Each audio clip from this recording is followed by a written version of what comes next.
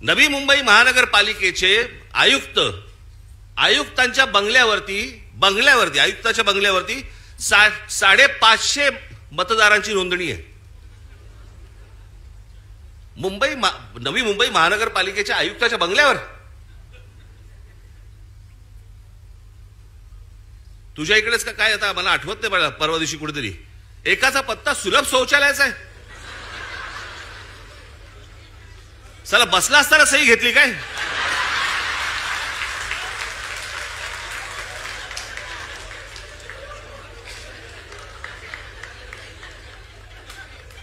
काहीही सुरू आहे.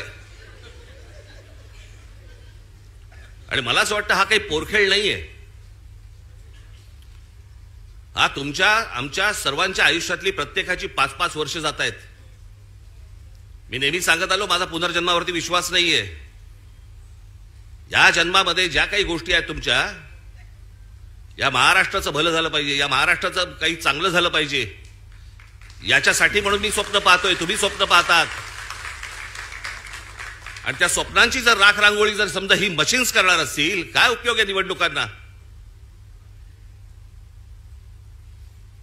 आणि म्हणून मला तुम्हाला फक्त सांगायचं आहे की परवाच्या मोर्चाला दणदणीतपणे तुम्ही याच, पण त्याच्यानंतर घराघरामध्ये जाऊन तुम्हाला चेहरे कळले पाहिजेत, कोण मतदार आहेत, कोण उतरतायत, कोण जात आहेत.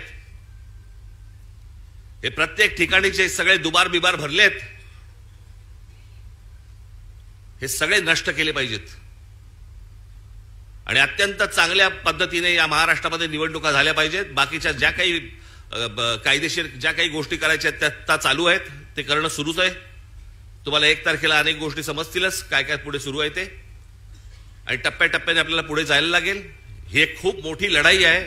ही आपल्याला सर्वांना एकत्र लढावी लागेल, महाराष्ट्राला लढावी लागेल.